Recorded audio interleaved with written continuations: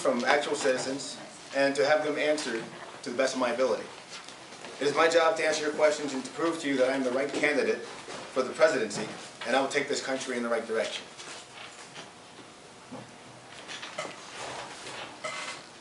Scott Baines, local Eugene, Oregon Junior High School. With recession still affecting so many Americans, people still out of work, and older and retired Americans having their savings depleted by the market, what is the fastest, most positive way to turn around the economy? Well, quite frankly, we need to get Americans back to work. And not just to any job, but a job that pays a living wage.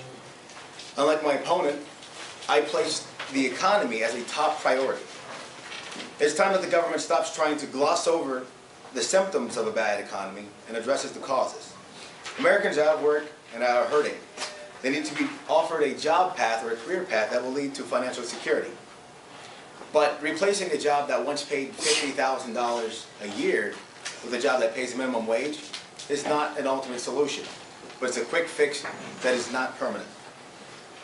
We need to look to the areas where the economy is growing.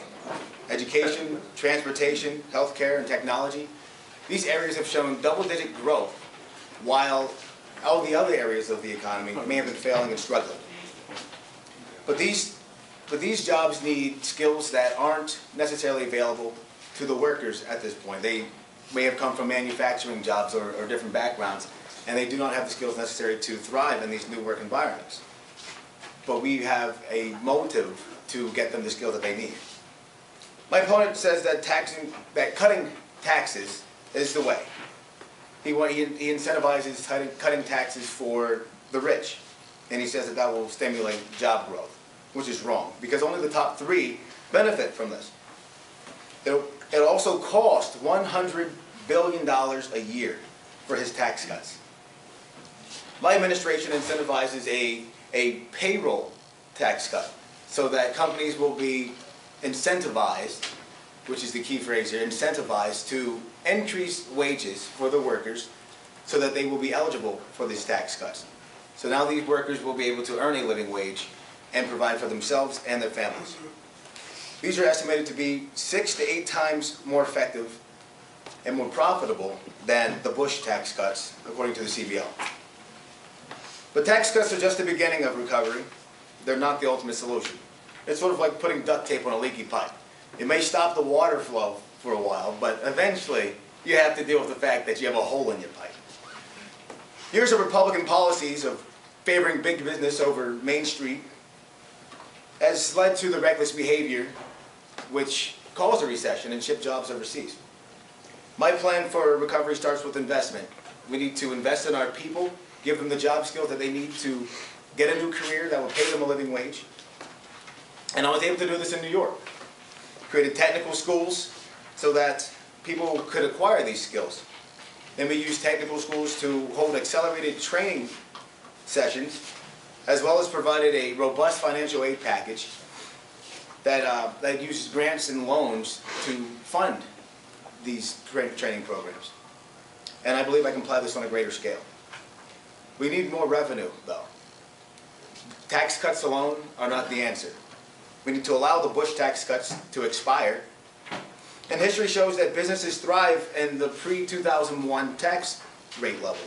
In the 1990s, small businesses growth was at 2.3%, or 756,000 jobs per year. Compare that to 2001 and 2006, which are other recovery years, the growth was at 1%, or 367,000 jobs a year. If we make government more efficient, encourage competition for government contracts, crack down on government fraud, and increase revenue by closing tax loopholes, and allow the Bush tax cuts to expire, we can return to economic growth. Governor, as the United States moves into the second decade of the 21st century, looking back, do you think that we have made significant strides in civil rights? Looking back over the last 225 years of American history, we have made a lot of progress in civil rights, in the area of civil rights. My opponent says that he's fighting for people and not politics, yet he wants to regulate who can get married. He wants to restrict people from serving in the military.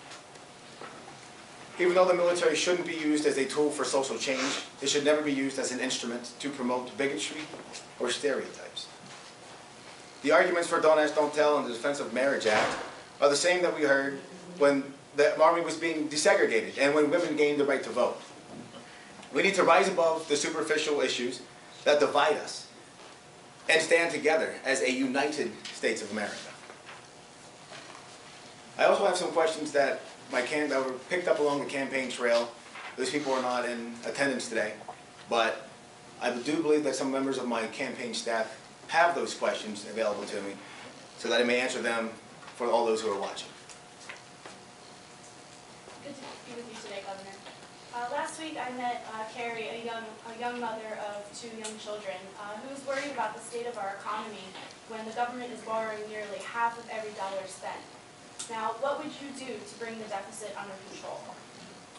Well, the federal deficit is one of the great challenges of our time, but we can overcome it. First of all, we need to move past the myth that cutting spending alone will eliminate the deficit. Last year, the deficit was approximately $1.4 trillion. If the defense budget stayed intact and all other discretionary spending was reduced to zero, it would only reduce the deficit by half. If we got rid of TARP and the Recovery Act, we would save another $300 billion, but that still leaves $400 billion of deficit. If my opponent gets his way and extends the Bush tax cuts, it'll add approximately $100 billion to the deficit, and another $20 billion with the estate tax. Clearly, the math of tax cuts and cutting spending doesn't add up to curb the deficit. This is not to say that we do not need to cut spending. We absolutely do. But we also need more revenue, and we can get that by allowing the Bush tax cuts to expire.